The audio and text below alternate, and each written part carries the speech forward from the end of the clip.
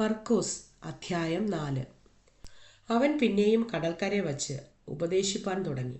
അപ്പോൾ ഏറ്റവും വലിയ പുരുഷാരം അവൻ്റെ അടുക്കൽ വന്നു കൂടുക കൊണ്ട് അവൻ പടകിൽ കയറി കടലിലിരുന്നു. പുരുഷാരമൊക്കെയും കടലരികെ കരയിലായിരുന്നു. അവൻ ഉപമകളാൽ അവരെ പലതും ഉപദേശിച്ചു. ഉപദേശത്തിൽ അവരോട് പറഞ്ഞത് കേൾപ്പിൻ. വിതയ്ക്കുന്നവൻ വിതപ്പാൻ പുറപ്പെട്ടു. വിതയ്ക്കുമ്പോൾ ചിലത് വഴിയരികെ വീണു. പറവകൾ വന്ന് അത് തിന്നുകളഞ്ഞു. മറ്റു ചിലത് പാറസ്ഥലത്ത് ഏറെ മണ്ണില്ലാത്തയിടത്ത് വീണു. മണ്ണിന് താഴ്ചയില്ലായ്കയാൽ ക്ഷണത്തിൽ മുളച്ചു വന്നു. സൂര്യൻ ഉദിച്ചാറെ ചൂട് തട്ടി വേരില്ലായ്ക കൊണ്ട് ഉണങ്ങിപ്പോയി. മറ്റു ചിലത് മുള്ളിനിടയിൽ വീണു. മുള്ളു മുളച്ചു വളർന്ന് അതിനെ ഞെരുക്കിക്കളഞ്ഞു. അത് വിളഞ്ഞതുമില്ല. മറ്റു ചിലത് നല്ല മണ്ണിൽ വീണിട്ട് മുളച്ച് വളർന്നു ഫലം കൊടുത്തു. 30, 60, 100 മേനി വിളഞ്ഞു. കേൾപ്പാൻ ചെവിയുള്ളവൻ കേൾക്കട്ടെ എന്നും അവൻ പറഞ്ഞു. അനന്തരം അവൻ തനിച്ചിരിക്കുമ്പോൾ അവനോട് കൂടെയുള്ളവർ പന്തിരുവരുമായി ആ ഉപമകളെക്കുറിച്ച് ചോദിച്ചു. അവരോട് അവൻ പറഞ്ഞത്, ദൈവരാജ്യത്തിൻ്റെ മർമ്മം നിങ്ങൾക്ക് നൽകപ്പെട്ടിരിക്കുന്നു. പുറത്തുള്ളവർക്കോ സകലവും ഉപമകളാൽ ലഭിക്കുന്നു. അവർ മനം തിരിയാതെയും അവരോട് ക്ഷമിക്കാതെയും ഇരിക്കത്തക്കവണ്ണം അവർ കണ്ടിട്ടും അറിയാതിരിപ്പാനും കേട്ടിട്ടും ഗ്രഹിക്കാതിരിപ്പാനും സംഗതി വരും. പിന്നെ അവൻ അവരോട് പറഞ്ഞത്, ഈ ഉപമ ഗ്രഹിക്കുന്നില്ലയോ? പിന്നെ മറ്റു ഉപമകളൊക്കെയും എങ്ങനെ ഗ്രഹിക്കും? വിതയ്ക്കുന്നവൻ വചനം വിതയ്ക്കുന്നു.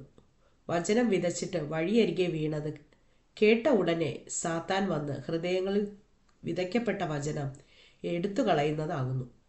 അങ്ങനെ തന്നെ പാറസ്ഥലത്ത് വിതച്ചത് വചനം കേട്ട ഉടനെ സന്തോഷത്തോടെ കൈക്കൊള്ളുന്നവർ. എങ്കിലും അവർ ഉള്ളിൽ വേരില്ലാതെ ക്ഷണികന്മാർ ആകുന്നു. വചനം നിമിത്തം ഉപദ്രവമോ പീഡയോ ഉണ്ടായാൽ ക്ഷണത്തിൽ ഇടറിപ്പോകുന്നു. മുള്ളിനിടയിൽ വിതയ്ക്കപ്പെട്ടതോ വചനം കേട്ടിട്ട് ഇഹലോകത്തിൻ്റെ ചിന്തകളും ധനത്തിൻ്റെ വഞ്ചനയും മറ്റു വിഷയമോഹങ്ങളും അകത്തു കടന്ന് വചനത്തെ ഞെരുക്കി നിഷ്ഫലമാക്കി തീർക്കുന്നതാകുന്നു. നല്ല മണ്ണിൽ വിതയ്ക്കപ്പെട്ടതോ വചനം കേൾക്കുകയും അംഗീകരിക്കുകയും ചെയ്യുന്നവർ തന്നെ. അവർ 30, 60, 100 മേനി വിളയുന്നു. പിന്നെ അവൻ അവരോട് പറഞ്ഞത്, വിളക്ക് കത്തിച്ച് പറയിൻ കീഴിലോ കട്ടിൽ കീഴിലോ വയ്ക്കുമാറുണ്ടോ? വിളക്ക് തണ്ടിന്മേലല്ലയോ വയ്ക്കുന്നത്? വെളിപ്പെടുവാനുള്ളതല്ലാതെ ഗൂഢമായതൊന്നുമില്ല. വെളിച്ചത്ത് വരുവാനുള്ളതല്ലാതെ മറവായതൊന്നുമില്ല. കേൾപ്പാൻ ചെവിയുള്ളവൻ കേൾക്കട്ടെ. നിങ്ങൾ കേൾക്കുന്നത് എന്ത് എന്ന് സൂക്ഷിച്ചു കൊള്ളുവിൻ. നിങ്ങൾ അളക്കുന്ന അളവ് കൊണ്ട് നിങ്ങൾക്കും അളന്നു കിട്ടും, അധികമായും കിട്ടും. ഉള്ളവന് കൊടുക്കും, ഇല്ലാത്തവനോടോ ഉള്ളതും കൂടെ എടുത്തു കളയുമെന്നും അവൻ അവരോട് പറഞ്ഞു.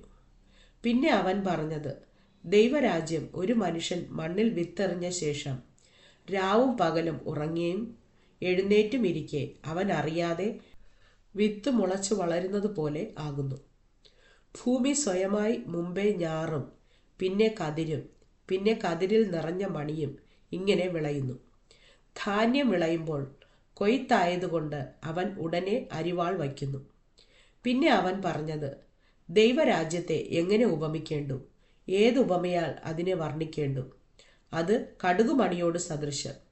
അതിനെ മണ്ണിൽ വിതയ്ക്കുമ്പോൾ ഭൂമിയിലെ എല്ലാ വിത്തിലും ചെറിയത്, എങ്കിലും വിതച്ച ശേഷം വളർന്ന് സകല സസ്യങ്ങളിലും വലുതായി തീർന്ന് ആകാശത്തിലെ പക്ഷികൾ അതിൻ്റെ നിഴലിൽ വസിപ്പാൻ തക്കവണ്ണം വലുതായ കൊമ്പുകളെ വിടുന്നു. അവൻ ഇങ്ങനെ പല ഉപമകളാൽ അവർക്ക് കേൾപ്പാൻ കഴിയും പോലെ അവരോട് വചനം പറഞ്ഞു പോന്നു. ഉപമ കൂടാതെ അവരോടൊന്നും പറഞ്ഞതുമില്ല.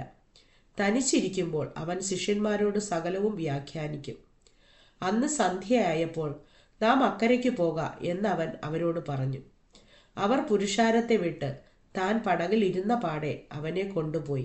മറ്റ് ചെറു പടകുകളും കൂടെ ഉണ്ടായിരുന്നു. അപ്പോൾ വലിയ ചുഴലിക്കാറ്റുണ്ടായി. പടകിൽ തിര തള്ളിക്കയറുക കൊണ്ട് അത് മുങ്ങുമാറായി. അവൻ അമരത്ത് തലയണ വച്ചുറങ്ങുകയായിരുന്നു. അവർ അവനെ ഉണർത്തി, ഗുരോ, ഞങ്ങൾ നശിച്ചു പോകുന്നതിൽ നിനക്ക് വിചാരമില്ലയോ എന്ന് പറഞ്ഞു. അവൻ എഴുന്നേറ്റ് കാറ്റിനെ ശാസിച്ചു, കടലിനോട് അനങ്ങാതിരിക്ക, അടങ്ങുക എന്ന് പറഞ്ഞ് കാറ്റമർന്നു വലിയ ശാന്തത ഉണ്ടായി. പിന്നെ അവൻ അവരോട്, നിങ്ങളെങ്ങനെ ഭീരുക്കളാകുവാൻ എന്ത്?